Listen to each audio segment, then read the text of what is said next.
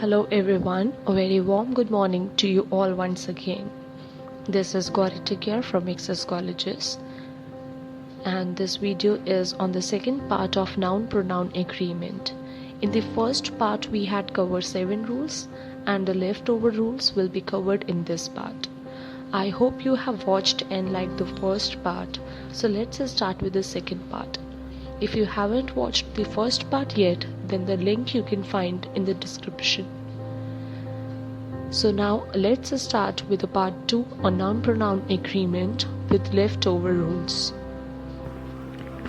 Now the next we have is the 8th rule. A pronoun must agree with its antecedent in person, number and gender. Now what is antecedent? Antecedent is you can say it is kind of a possessive adjective, or even you can say it is a later pronoun. Later pronoun means कि firstly there is a subjective pronoun and after that the another pronoun which is like used in place of, or you can say which is used in the proceeding of the first pronoun only, that can be known as later pronoun, and it is mostly used as possessive adjective. So these are known as antecedents. If we take example of it, all passengers must show their tickets. Now all we can use with either singular or plural both nouns, but as it is carrying passengers which is plural in form, so the possessive adjective which has to depict all passengers, it has to be in plural form only. So all passengers must show their tickets. It means जितने भी passengers हैं सभी passengers को अपनी tickets दिखानी ज़रूरी हैं. So यहाँ पे सब पैसेंजर्स का प्लूरल है, दैट्स वाई दियर का यूज किया गया. We can't say all passengers must show his tickets और her tickets. It is passengers which is plural, so that's why we have to take their. Next example, every man must bear his own burden. हर एक इंसान को अपने खुद के burden beer करने चाहिए, खुद से फेस करने चाहिए, हैंडल करने चाहिए. नाउ एवरी को हम हमेशा सिंगुलर यूज करते हैं. इसके बाद में चाहे जो भी हो, we have to always take singular possessive with it. So every man, अब मैन है तो ऑब्वियसली हिज का यूज करेंगे because it is singular. Next is each of the girls gave her own version of the affair. हर एक लड़की ने अपने खुद के अफेयर के वर्जन बताए. यहाँ पे affair is some different regards to any of the you can say work और any of the business which they are dealing with. Now each of the girls, each of जब भी लगेगा तो हमेशा सिंगुलर हेल्पिंग वर्ब का use करते हैं और इसको सिंगुलर ही कंसिडर करते हैं. That's why each of the girls के साथ हर ओन वर्जन का यूज करेंगे. दियर या हिम इन सब का नहीं, हर का यूज करेंगे. I am not one of those, मैं उनमें से नहीं हूँ. Who believe everything they hear, जो बिलीव कर लेते हैं कुछ भी पे जो वो सुनते हैं. नो, अगर आप हिंदी देखेंगे तो ही यहाँ पे सेंस समझ में आ जाएगा कि नॉट आई नहीं लगेगा, दे लगेगा. क्यों दे लगेगा? क्योंकि यहाँ पे हम बात कर रहे हैं ऑफ दोज, उन लोगों की, one of those people. Those is a plural in itself. I am, मैं एक के लिए बात कर रही हूँ, लेकिन आगे का जो कंटेंट है दे हियर, यहाँ पे दे पोजेसिव एडजेक्टिव जो है वो लोगों के रिगार्ड्स में लगा है. दैट्स वाई दोज के लिए हम दे का यूज करेंगे. So this is the rule for antecedents. Antecedents लगते हैं अकॉर्डिंग टू द प्रोनाउन और according to the main subjective pronoun. So 8th rule is all about it. Now let's proceed further with the 9th rule. The 9th rule says that in referring to anybody, everybody, everyone, anyone, each, etc., the pronoun of the masculine or the feminine gender is used according to the context. इस rule में ये बताया जा रहा है कि जब हम प्रोनाउंस का यूज़ करते हैं जो कि होते हैं एनीबडी, एवरीबडी, एवरीवन, ऐसे प्रोनाउंस के साथ हम हमेशा मैस्कुलाइन ही ट्रीट करते हैं और उनके साथ जब भी पोजेसिव एडजेक्टिव आता है तो वो हमेशा मैस्कुलिन के अकॉर्डिंग ही ऑब्जेक्टिव फॉर्म में लगता है.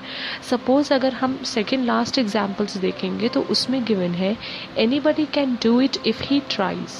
ही का यूज़ किया है क्योंकि हमारा सब्जेक्ट यहाँ पे एनीबडी रहा है.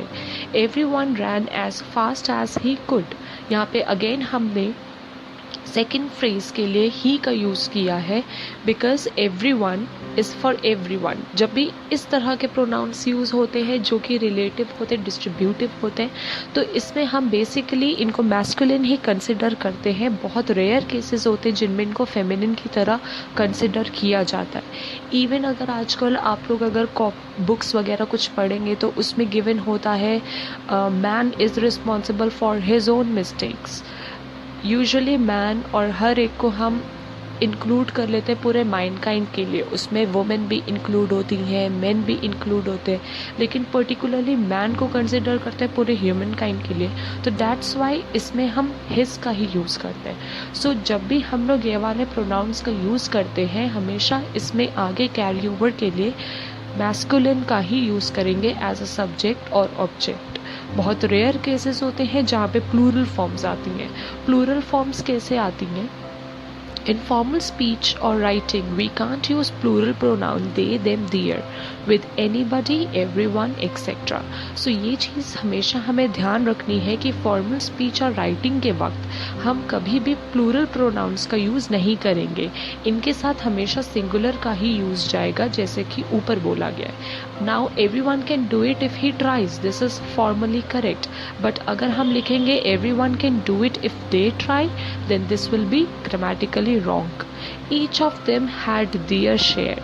Each of them had his share. So इस तरह से हम इनका यूज़ करते हैं। और कुछ ही ऐसे केसेस होते हैं जिसमें कि हम हिज या हर में डिफ्रेंशिएट कर सकते हैं जब कॉन्टेक्स्ट में प्रॉपरली इंडिकेट हो कि वो फेमिनिन के लिए यूज़ हो रहा है या मैस्कुलिन के लिए।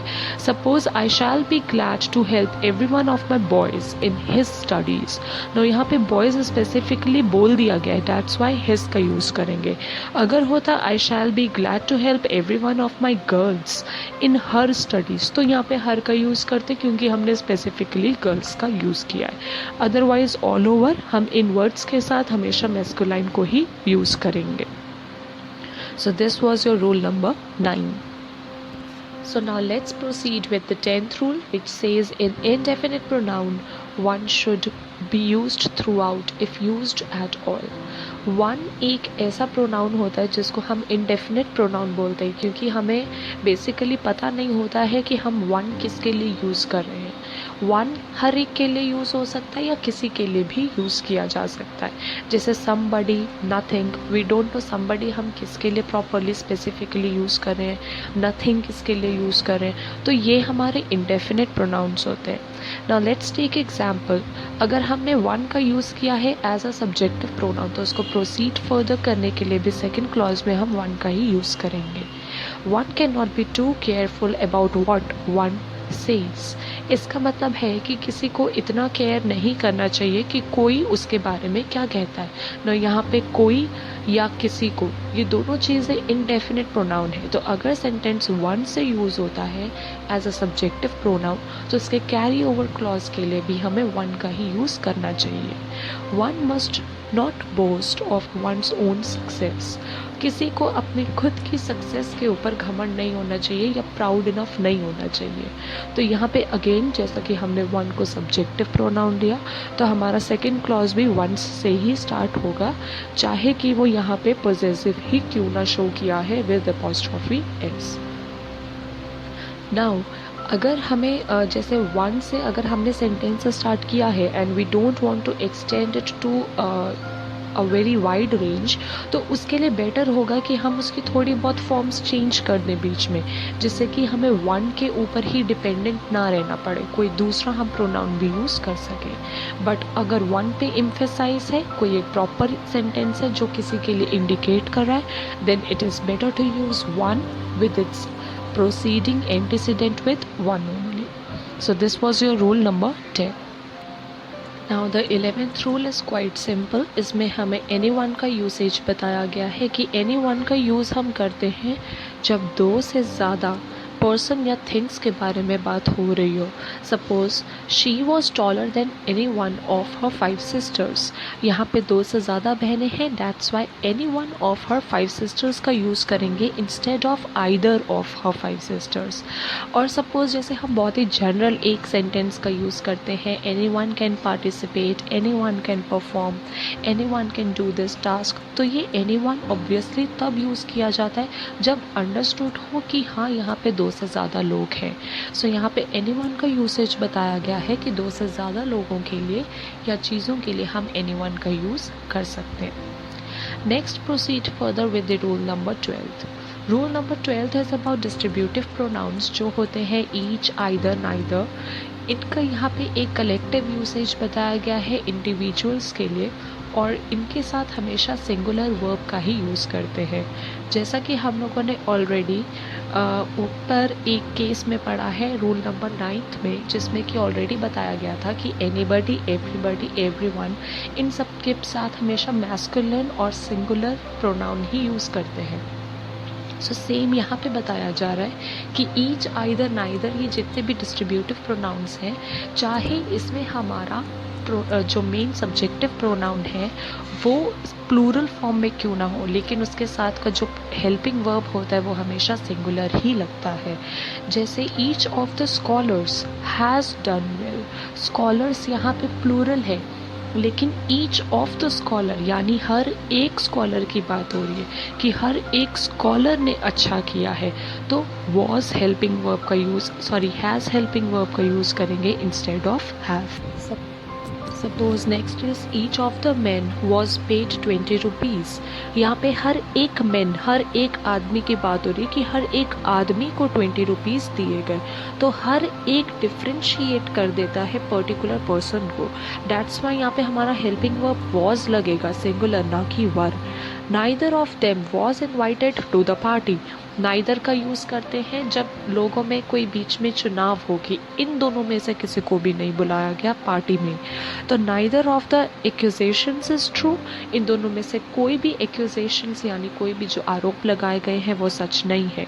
तो जहाँ दो एक्यूजेशंस की बात हो रही है, 2 लोगों की बात हो रही है कि उनमें से किसी को पार्टी में नहीं बुलाया गया है, तो यहाँ पे हम दोनों के पॉइंट ऑफ व्यू से बोल रहे हैं कि किसी को नहीं बुलाया गया। तो दैट्स वाई नाइदर के साथ भी हम सिंगुलर हेल्पिंग वर्ब का ही यूज़ करेंगे। फर्स्ट केस में वॉज का किया, invited to the party.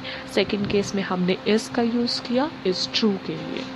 Either of the roads leads to the railway station. ना यहाँ पे प्रेजेंट इंडेफिनिट के फॉर्म में ये सेंटेंस बना है कि कोई भी रोड, दोनों में से कोई भी रोड रेलवे स्टेशन को नहीं जाती है। पर्टिकुलरली दोनों रोड्स के लिए ये सेंटेंस बोला गया है। सो दैट्स वाई यहाँ पे लीड्स का यूज़ किया है। लीड हमारा वर्ब है और इसमें एस लगा दिया क्योंकि इसको सिंगुलर कंसिडर किया गया है। He asked whether either of the brothers was at home.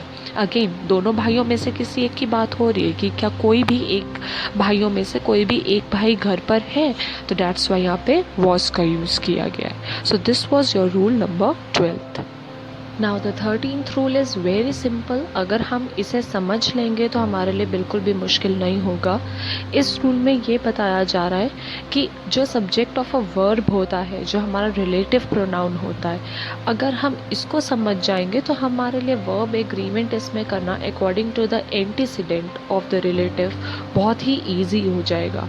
Suppose अगर हमारा सेंटेंस है, this is one of the most interesting novels that have appeared this year, तो इसकी हिंदी बहुत ध्यान से समझिएगा कि ये अब तक का सबसे ज़्यादा इंटरेस्टिंग नॉवल है। This is one of the most interesting novels, ये अब तक का सबसे ज़्यादा इंटरेस्टिंग नॉवल है। That have appeared this year, novels that have appeared this year, इस साल में अब तक के जितने भी नॉवेल्स आए हैं, दिस इज़ प्लूरल, जितने भी नॉवेल्स अब तक आए हैं उनमें से ये नॉवल सबसे ज़्यादा इंटरेस्टिंग है। ये नॉवल सबसे ज़्यादा, एक नॉवल की बात हो रही है, इंटरेस्टिंग है, लेकिन हमने अपीयर दिस ईयर में क्या रखा है कि जितने भी नॉवेल्स आए हैं इस साल उनमें से ये एक इंटरेस्टिंग है। अब डैट यहाँ पे यूज़ किया गया है नॉवेल्स के लिए यानी प्लूरल में, तो डैट के साथ यहाँ पे आगे एंटीसीडेंट क्या आएगा, हैव। हैव का यूज़ हम इसलिए करेंगे क्योंकि यहाँ पे डैट को हमने नॉवेल्स के लिए यूज़ किया है, ना कि उस एक इंटरेस्टिंग नॉवल के लिए। इस साल नॉवेल्स आए हैं तो यानी प्लूरल फॉर्म में है, तो यहाँ पे हैव का यूज़ करेंगे।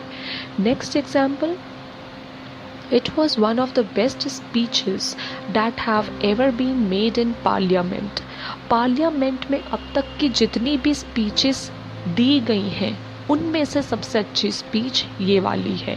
तो यानी जितनी स्पीचेस अब तक की दी गई हैं उनकी बात हो रही है, तो वो स्पीचेस अगेन प्लूरल फॉर्म में है, तो that's why that have ever been made होगा, क्योंकि जितनी भी स्पीचेस दी गई हैं वो प्लूरल हैं, उनमें से ये एक स्पीच जो है वो बेस्ट है। इसलिए स्टार्टिंग में it was one of the best लिखा है क्योंकि एक स्पीच की बात हुई है, लेकिन that have ever been made सारी स्पीचेस की बात हुई है। यहाँ पे दैट को हमने स्पीचेस के लिए यूज़ किया, इसलिए यहाँ पे हैव का यूज़ करेंगे। Third example says this is the only one of his poems that is worth reading. यहाँ पे ध्यान से समझिएगा कि यही सिर्फ एक उसकी ऐसी पोएम है जो कि रीडिंग करने लायक है। यहाँ पे रीडिंग करने लायक भी हम उस एक पोयम की ही तारीफ कर रहे हैं, डैट्स वाई यहाँ पे डैट को एक पोयम के उस एक पर्टिकुलर पोयम यानी वन के लिए कंसिडर किया गया है। तो डैट के बाद जो हमारा हेल्पिंग वर्ब है वो इज लगेगा, ना कि आर लगेगा, क्योंकि यहाँ पे हमने उस एक पर्टिकुलर पोयम की ही तारीफ की है जो सबसे अच्छी पोयम है। बाकी पोयम्स के कंपैरिजन में कुछ नहीं बोला, सिर्फ उस पोयम को कैरी फॉरवर्ड किया है कि this is the first and the last worth reading poem. So that's Y एक ही की तारीफ कर रहे कंटिन्यूएशन में, तो डैट के बाद इज आएगा, आर नहीं आएगा। सो इस कॉन्सेप्ट को अगर आप समझ जाएंगे तो आपके लिए verb agreement incident relative pronoun के लिए बहुत ही ज़्यादा ईजी हो जाएगा। सो this is your rule number 13th. Now next we talk about rule number 14th. A definite word as the antecedent of the relative pronoun which make the sentence easier to understand than is possible otherwise. Thus the sentences would be easier to read and hence better as. जब हम which का use करते हैं as a conjunction या relative pronoun तो वो sentence को समझने में और ईजी कर देता है। अगर उसका रिलेशन जो है, रिलेटिव प्रोनाउन का जो रिलेशन है सब्जेक्ट के साथ एंटीसीडेंट के नाते, अगर वो करेक्ट है तो सेंटेंस समझने में बहुत इजी हो जाएगा। Suppose his foot slipped which caused him to fall heavily, उसका पैर फिसला जिसकी वजह से वो बहुत बुरी तरह गिर गया।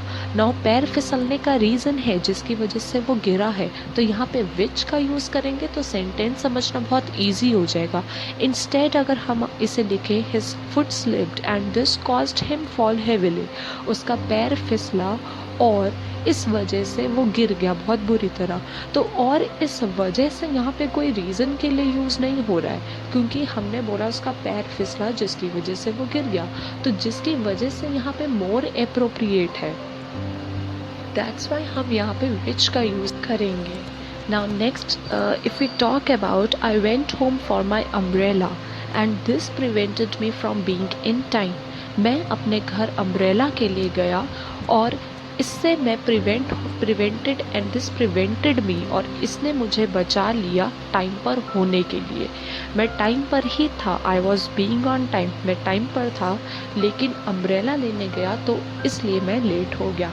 यहाँ पे हम विच का यूज़ नहीं करेंगे क्योंकि हम उसको क्वालिफाई नहीं कर रहे हैं, हम यहाँ पे इसको एज अ रीज़न ले रहे हैं कि इस वजह से, बिकॉज ऑफ दिस, और इससे मैं लेट हो गया and this prevented me from being late. तो यहाँ पे विच एंड दिस में डिफरेंस समझना। विच का मतलब है कंटिन्यूएशन में रिलेटिव प्रोनाउन की तरह जिसकी वजह से का मतलब है, एंड दिस यहाँ पे रीज़न की तरह यूज़ हो रहा है, और ये या और इसने मुझे लेट कर दिया, यहाँ पे हम एंड दिस उसके लिए लगाएंगे। Okay, so now we are completed with part 2 on noun and pronoun agreement. So thank you everyone for being supportive, and I hope that this video would be beneficial for you. And if you want to suggest something or want some other topics related to my more videos, so please comment and give your views. Thank you everyone for your support. Hope you are doing safe.